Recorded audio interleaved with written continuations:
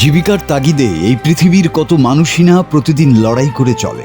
কারো কাছে জীবনটা কেবল বেঁচে থাকার লড়াই, আবার কারো কাছে তা সততা ও ঘাম ঝরানোর এক পবিত্র উপাসনা। কিন্তু ভাগ্যের নির্মম পরিহাসে মানুষের সেই ঠিকানাগুলো যখন হঠাৎ করেই তছনছ হয়ে যায়, তখন ভেতরটা ভেঙে গুড়িয়ে যায়। এক পরিশ্রমী তরুণের জীবন সংগ্রামের গল্পটি তেমনই এক গভীর অনুভূতির নাম। যুক্তরাষ্ট্রের নিউ ইয়র্ক অঙ্গরাজ্যের ওলিয়ান শহরের একটি স্থানীয় পিৎজা রেস্টুরেন্টে যে তরুণটিকে দেখছেন, তিনি অত্যন্ত পরিশ্রমী এবং নিজের কাজে নিবেদিত প্রাণ। কর্মস্থলে যাওয়ার জন্য তার সম্বল ছিল কেবল একটি সাধারণ সাইকেল, কিন্তু একদিন সেই সাইকেলটিও চুরি হয়ে যায়। যাদের কাছে একটি সাইকেল মানে কাজের জায়গায় পৌঁছানোর একমাত্র ভরসা, তাদের কাছে এই ক্ষতি কতটা বড় তা কেবল তিনিই বোঝেন।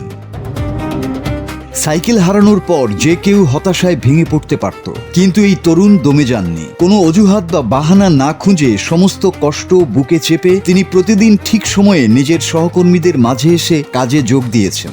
মানুষটির এই নাছোড়বান্দা পরিশ্রম ও সততা প্রতিদিন কাছ থেকে দেখেছেন তার সহকর্মীরা। তারা ভেতরে ভেতরে একটি সুন্দর পরিকল্পনা করেন কিভাবে তাকে একটু স্বস্তি দেয়া যায়। একদিন তিনি যখন যথারীতি কাজে পৌঁছান, তখন তার সহকর্মীরা তাকে অবাক করে দিয়ে হাতে তুলে দেন একটি ব্র্যান্ড নিউ বাইক। চোখের পলকে সেই মুহূর্তটি বদলে যায়। কঠোর পরিশ্রমী তরুণটি আর নিজের আবেগ ধরে রাখতে পারেননি। সহকর্মীদের কাঁধে মাথা রেখে তিনি কান্নায় ভেঙে পড়েন।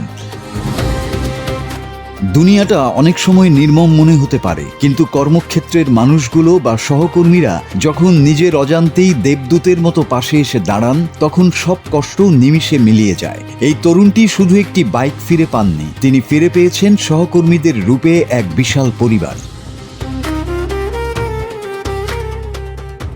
জীবনের চলার পথে ঝড়ঝাপটা আসবে, কিন্তু মানুষের ভেতরের সেই নিখাদ ভালোবাসা ও সহমর্মিতা সব অন্ধকার দূর করে দিতে পারে। একটি সাইকেল চুরির মধ্য দিয়ে হয়তো কঠিন পরীক্ষার মুখে পড়েছিলেন সেই তরুণ, কিন্তু তার সহকর্মীদের এই নিঃস্বার্থ ভালোবাসাই প্রমাণ করে দিল সততা আর পরিশ্রম কখনো বিফলে যায় না। মাসুদ হাসান, বাংলা টিভি।